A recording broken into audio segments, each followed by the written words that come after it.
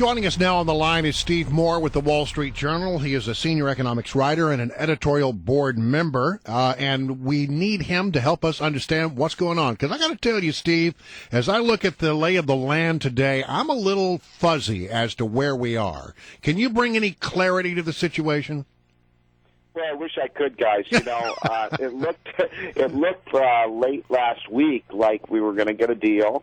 At least, a 6-week or so extension on the debt ceiling. And over the weekend, it looks like that kind of blew up a little bit. And so it looks to me like they may have moved further apart than closer together in terms of getting that deal. It's tough to get this thing done. I do believe the president is trying to maximize his political leverage out of this instead of trying to get this thing resolved so we can move on. He's got the boot to the neck of the Republicans, and he wants to just stomp down on them. It's going to take. And look, I'm very nervous about how the markets are going to open up over the next couple of days because remember we had a nice rally on Friday, right? Thinking that things were going to get better. Exactly, and look, I think that to move to right to the brink of this debt ceiling thing, and we're going to get this thing resolved, I think. But even moving closer and closer to that cliff is very dangerous for the markets and the economy. Can I just ask you, who blew it up this weekend as far as you can tell? It looks to me like two things happened. One is that the president now it's the president who's moving the goal line, right? He's got the Republicans on the run. And so he basically wants an unconditional surrender from the Republicans. I don't think they are going to unconditionally surrender.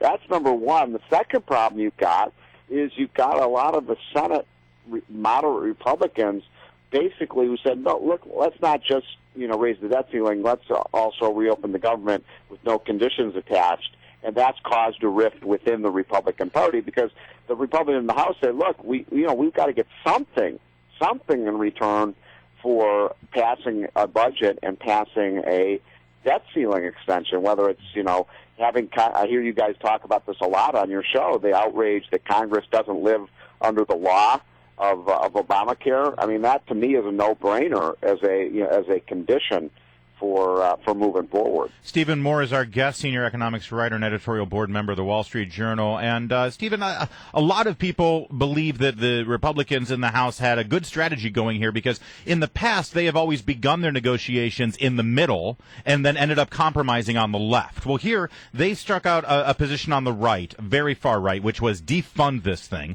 hoping that eventually they'd compromise in the middle, maybe, getting a deal on the medical device tax or something like that. But you interviewed Michael Needham. He is the strategist behind this. He actually does believe House Republicans can defund Obamacare. How is that even possible? Well, it probably isn't. And, I like Michael Needham a lot. He's a smart guy and conservative like I am. But at this point, you got to get out, in my opinion. And Republicans, as I say, what I've kind of recommended, and we've sort of recommended this on the Wall Street Journal editorial page, is, pass a clean CR, pass a clean debt ceiling bill, preserve the sequester and the budget caps because those are working, guys. And we have an editorial this morning that shows, we're actually cutting a lot of spending, which is supposed to be what this is all about, right, by having these caps and the sequester. And then just have that one condition. The one condition, Brian and Larry, would be we're going to force Congress to live under the law of Obamacare. Now, I want to see Harry Reid and Barack Obama keep the government shut down and bring us to the brink of a financial disaster because they don't want Congress to live by the same wonderful health care law they're imposing on the rest of us. So I think that's the exit strategy. By the way, it might include something like, as you just mentioned, getting rid of this really god-awful medical device tax, which is hurting a major innovation industry in America, and then get out. Republicans have to get out of this, what we call this box canyon. The longer it goes on, the worse shape they're in. All right, so let me ask you this. We keep hearing all of this talk about, on the 17th, we're going to default, and it's going to be bad. But it's not necessarily true that on the 17th, the government defaults on its debts. Isn't that right? No.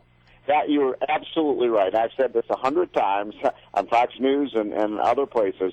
But even if we, and God forbid, look, I don't want to even get close to that cliff. I want to be very crystal clear on that. I think it's a very dangerous thing because we could easily see the stock market fall by 500 or 600 points one day this week, guys. And, you just don't want to go there. But, it is highly irresponsible for the president and your friends in the media, Brian, to keep saying that we're going to have a default, because there is no chance that there would be a default on the debt, because even if we hit the debt ceiling, there's enough money to pay the bonds.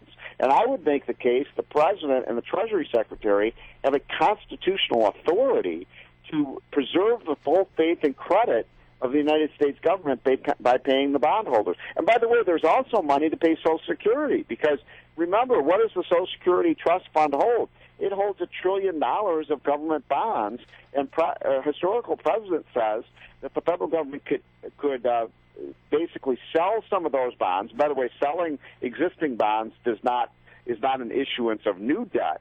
And it can pay those Social Security benefits. Yeah. So why is the president going around the country trying to get people to, why is he scaring people? Why is he telling people, sell your stocks, sell your bonds? I mean, can you imagine if the CEO of a company told people, oh, sell our stocks, sell our bonds? Right. I mean, that CEO would be fired in one day. And that does seem to be, I mean, he's the one who continues to bring up this specter of default when as and I've seen you make the case, Stephen Moore, that there's plenty of income on a monthly basis for the government to continue paying its creditors. If there is a default, it's because the president wants there to be one.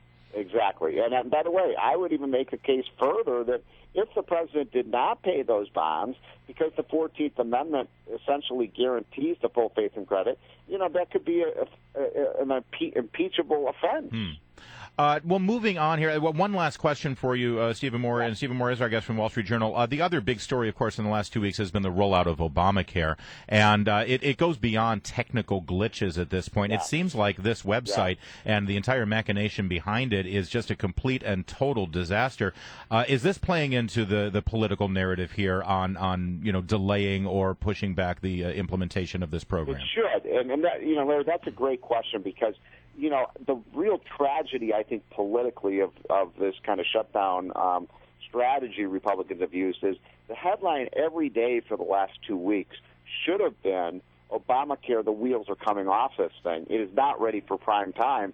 I think the case for delaying Obamacare for 1 year is not a political one. It's just this thing is not ready for prime time. Right? You're so right about that. It seems like when you really look at how badly this thing is rolled out, that it's an eminently reasonable position to take.